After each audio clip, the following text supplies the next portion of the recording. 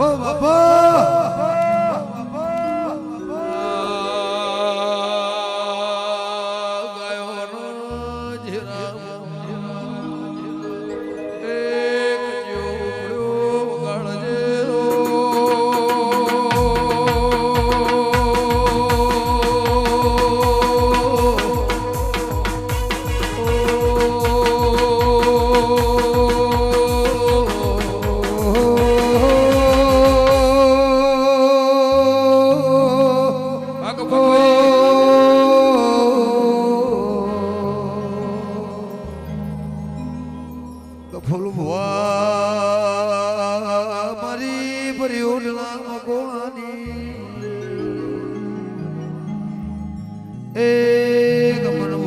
સુરેશ ભુવા મુંદી ભુવા અર્જણ આભૂષણ પદ લખા હોંભોળ મારી વખડી ગણજીના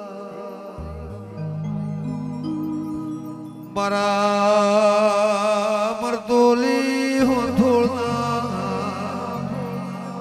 ઉંબળિયા ભોગરાના હોંઢ્યોની મારોની મોહણી મો એ ખરાબ ભોરે વાતે ઓળનાર વળજે ઓ બાબો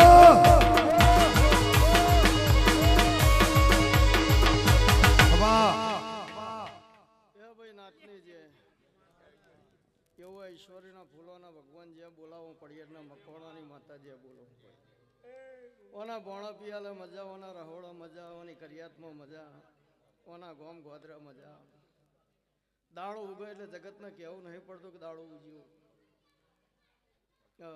દાડો ઉગે જગતને ખબર પડે ભાઈ અને ઓની જે દાડાની પલોઠી વાળી એ દાડાની તમને ખબર પડી કે ખમાઈને કીધી એટલે સમય સારોય આવશે ને ખોટોય આવશે ભાઈ ચડતી પડતી દરેકની આવશે અને ના હોય તો સંસારની ખબર ના પડે આ દીવાના અંદર એકલું ઘી હોય અને ડિબેટ ના હોય તો દીવો ના થાય એટલે દીવાની જરૂર છે ડિબેટની જરૂર છે અને ઘીની જરૂર છે એ માતા જબરી ના હોય તો માતા શું કરે અમે બુઆ એકલા હોય શું કરીએ તમારો વહેણ અમાર મજા હા અને દેવી કહે છે કે હજારો હાથ છે કોઈ મારે એટલે હજારો હાથ હોય લઈને ફરીએ છીએ કઈ ના હશે બધા 1000 હાથ અને તમારાથી તમે દેવ રાજી કજિયા તમારાથી મનોમણો તમારા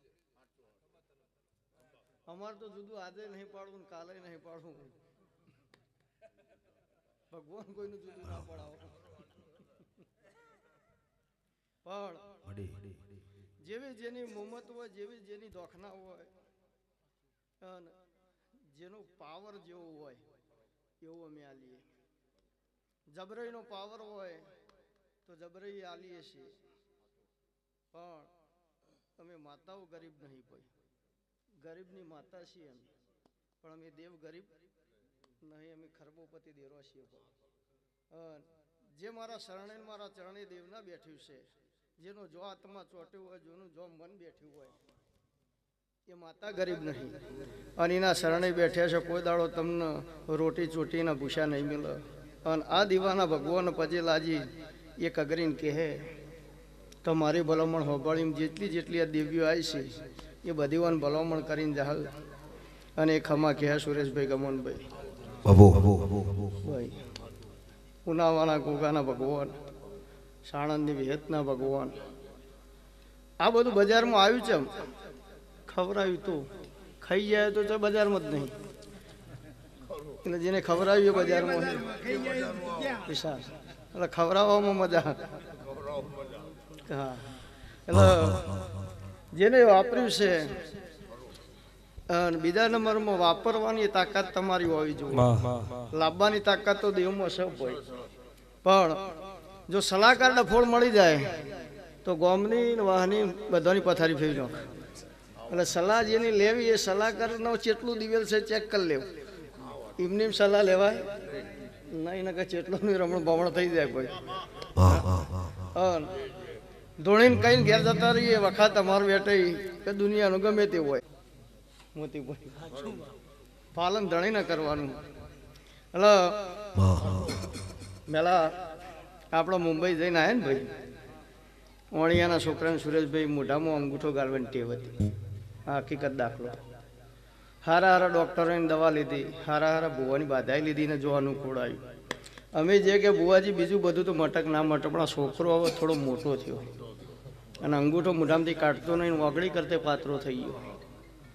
આર્ય પેલું મટો એવું કરો. કીધું આપણી 11 દાડાની બાધા, 12મા દા રિઝલ્ટ ના મળે તો ચોરની સજાએ મારી સજા. કે કબૂલ બોલો. દાડો ઉગતવાથી પાલન કરવાનું.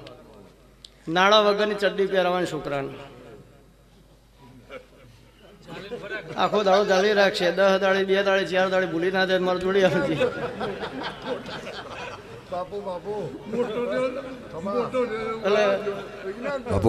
એટલે કોક ના કોક છોડાવવું હોય અરદણ, કોઈને કોઈ પકડાવવું હોય કોક છોડાવવું પડે, છોડાવવું હોય કોક પકડાવવું પડે. એટલે હા દીદી નવરો પડો તાણ મોઢામાં ગાલે ને એ હાચુકલું મટી ગયું.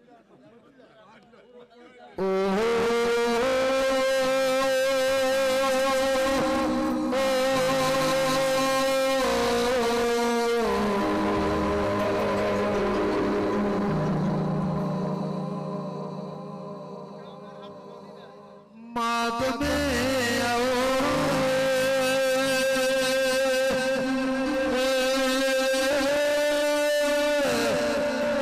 મારી ઘોડા બેઠી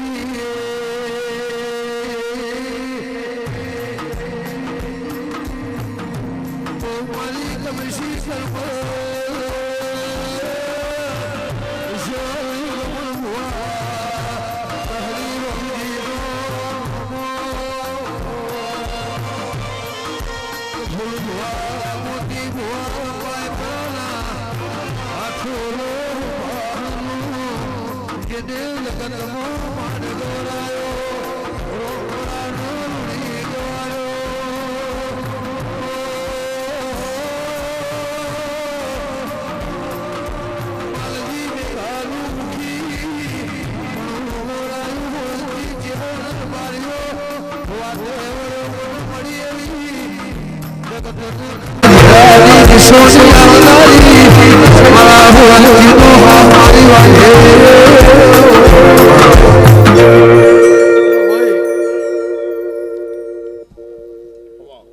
નેતાજી, બાવાજી ને બુવાજી આ ત્રણોને ગાળો ખાવાની લખેલી. અને જે ગાળો ખાઈએ કની કોક કરીએ.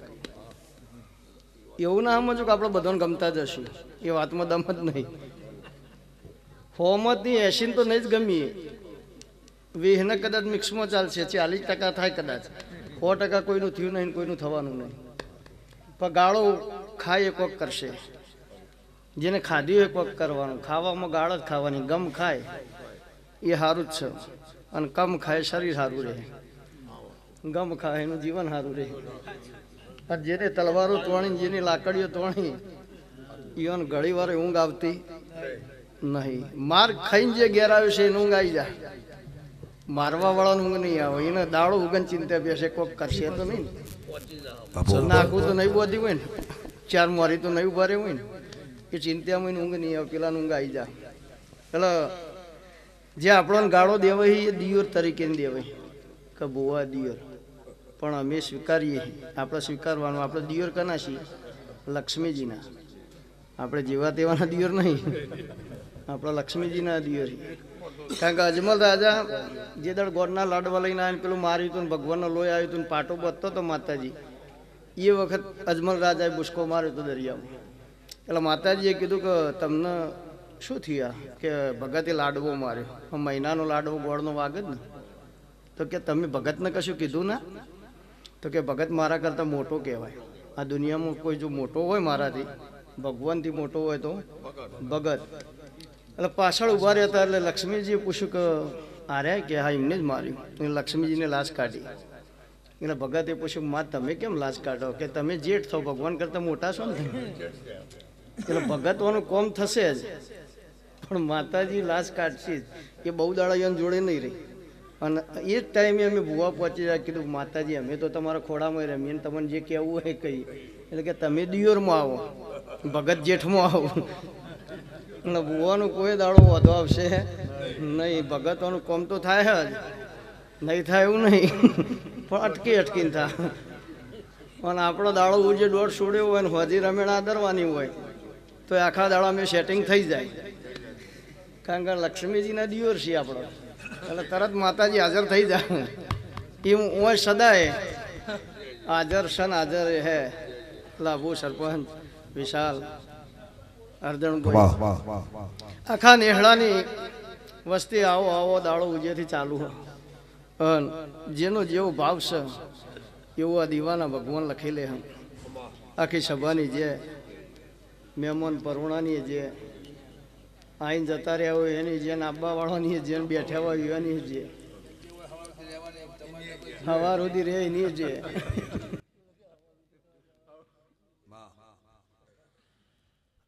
એ ભગવાન